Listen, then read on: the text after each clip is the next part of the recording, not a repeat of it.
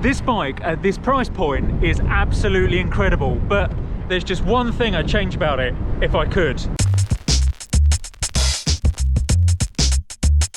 Good morning and welcome to yet another Test It Tuesday, where I get to review all the products that I get sent that I think you guys might be interested in. And today I think I've got a real treat for you, because I've got not only an e-bike but a carbon fibre e-bike. Now, carbon fibre e-bikes are usually the preserve of big name brands with equally big price tags.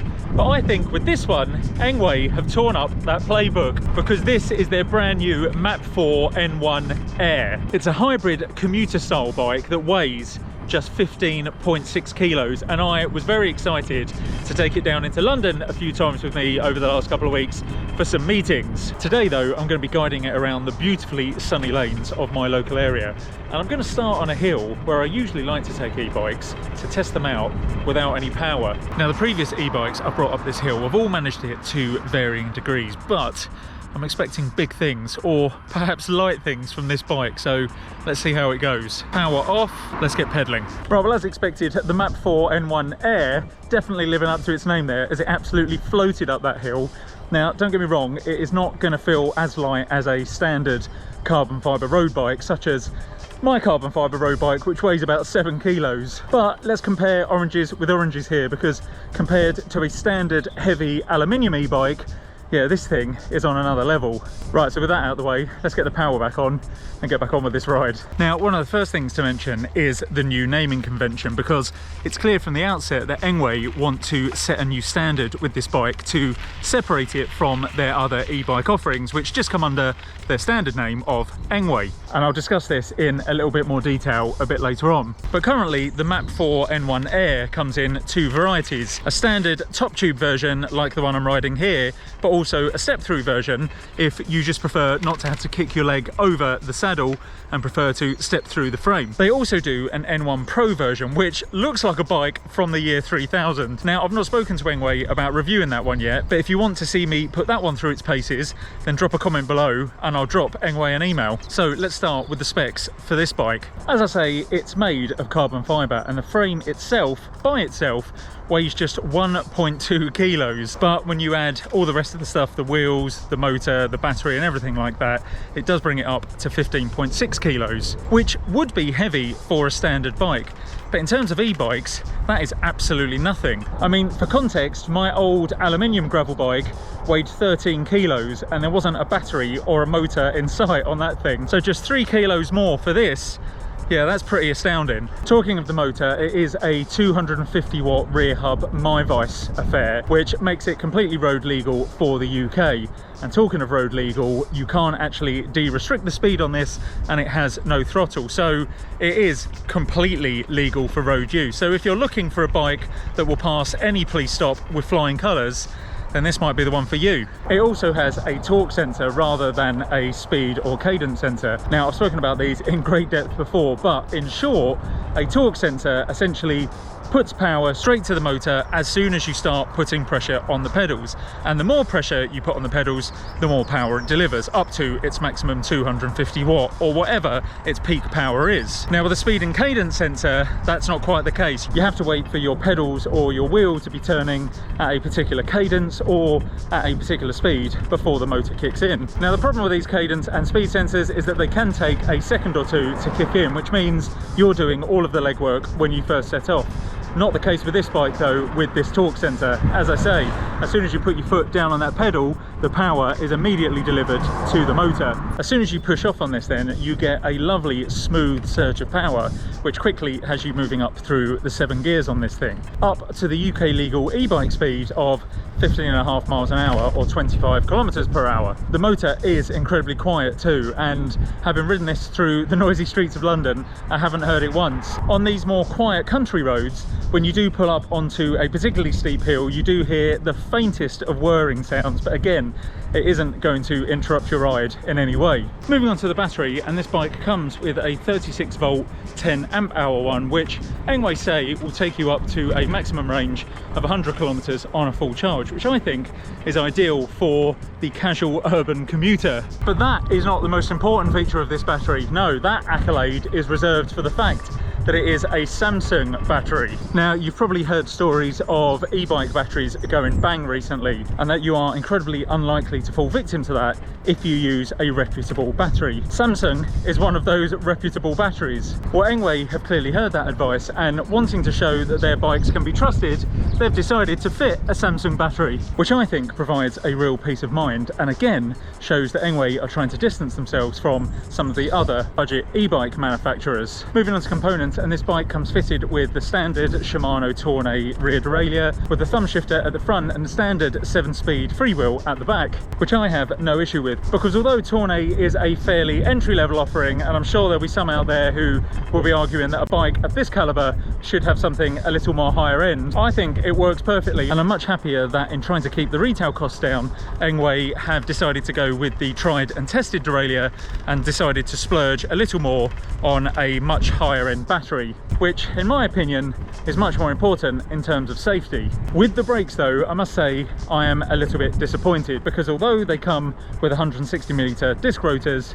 they're actually cable actuated discs, not hydraulic. Now, maybe it's just me being unfair, but I have a deep hatred for cable actuated disc brakes, and I think that stems from the fact that I had them on my old road bike, or my current road bike, but the old group set, and they were absolutely awful. They had the stopping distance of a naval frigate. However, after a bit of bedding in of these ones, they've not actually performed too badly. Now, don't get me wrong, they're still not going to be as good as a full hydro setup, but for a cable actuated setup, they actually work pretty well. And remember that this bike isn't carrying a huge amount of weight by itself, so stopping power isn't as big a concern as it would be for a much heavier and larger e-bike. One major bonus of the brakes on this bike is that they are finally on the correct side, with the rear brake on the left and the front brake on the right, which is standard for a UK setup. Now, I don't want to big myself up too much here, but I'd like to think that my constant barraging and annoyance at that in previous e-bike videos has fed its way back to Engwe, which has prompted them to correct it on this bike. So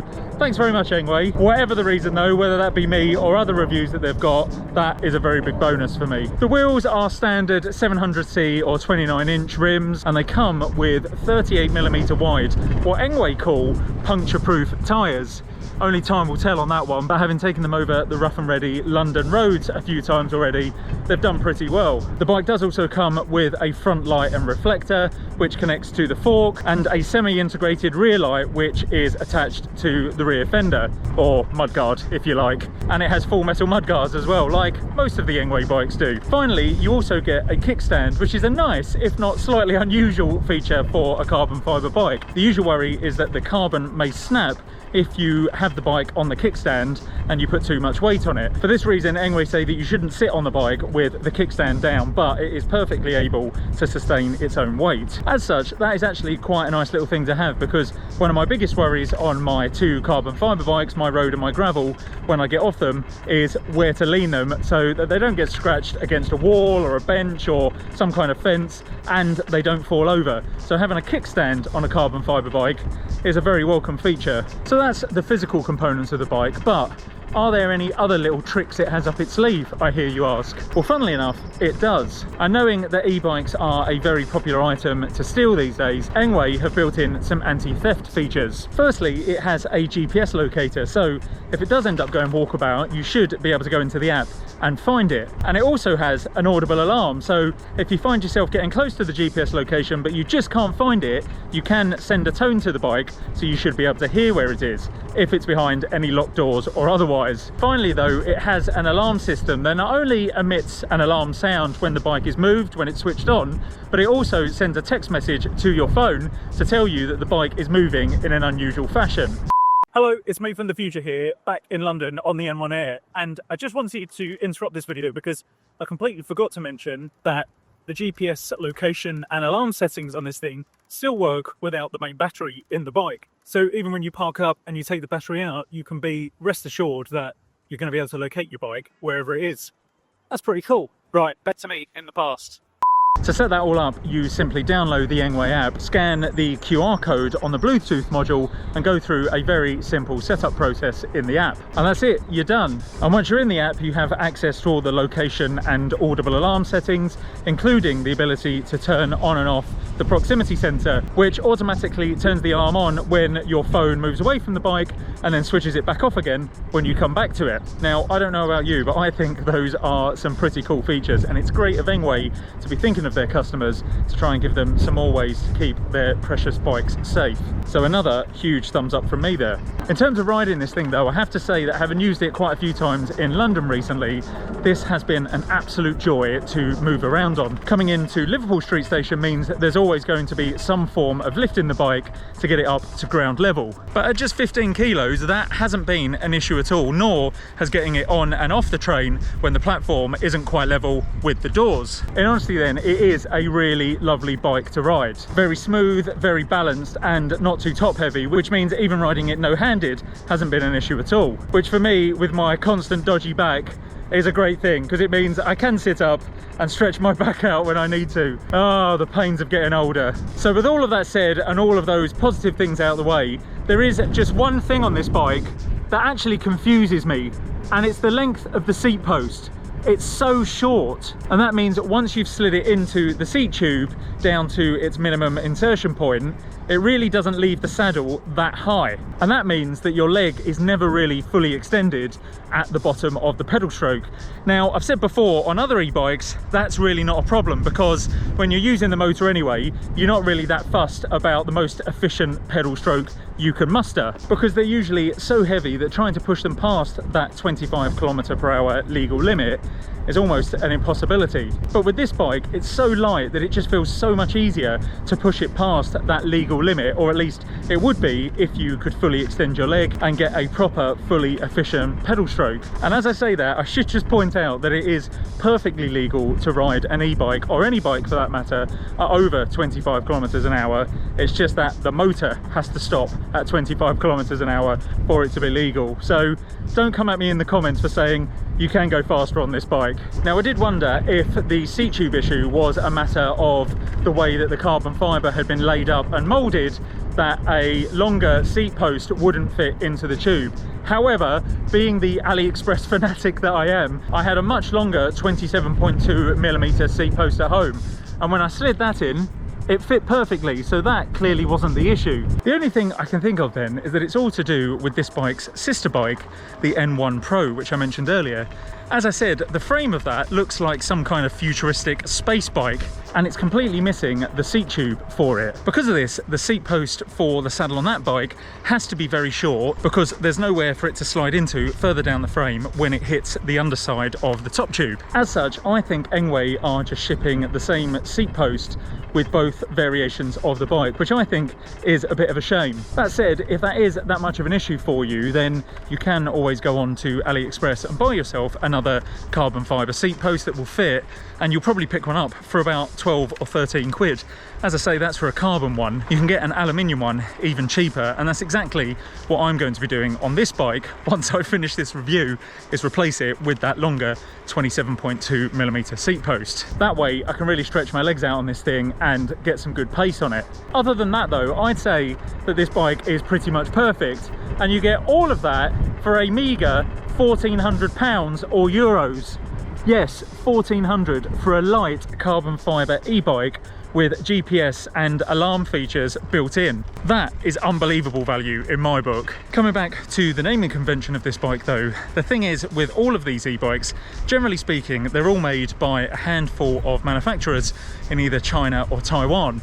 And if you want to get into the e-bike business, you simply go to one of those companies, ask them to build one of their frames and stick your logo on the side of it. They're all just pretty generic e-bike frames, which is why you'll find a number of e-bikes from different brands with remarkably similar frames. However, this latest offering from Engwe seems to be an attempt to break out of that mold and install themselves as a genuine maker of quality and innovative bikes with this design, which I believe is why they've branded it under this Mach 4 name rather than their standard Engwe one. To set it out as a cut above the rest, their other offerings, which, having tested quite a few of them now, are also very good. I wouldn't be at all surprised if Engwe start to release some more very interesting and innovative designs under this Mach 4 name in the very near future then. With all that said then, I think this bike is demonstrably perfect for your urban commuter, but also thanks to those 38mm wide tyres, it would also be great for your average leisure cyclist who wants to take it on a few off-road gravel trails and towpaths. Let me know your thoughts though. Are you just as amazed as me at the price of this thing, considering all the features it has, or are you still an e-bike skeptic and don't want to set foot near a motorised bike? Whatever the case though, I always love to read your comments, so leave them below while I go off and enjoy the rest of this ride home. And I will say thank you for watching. I hope you found this one interesting, and I will see you in the next one. Take care guys, ride safe. Right, well, having done quite a few trips in London on this recently, and because I forgot to charge the battery last night, the battery's just died. But I'm flying along on a carbon fibre cloud, so who cares?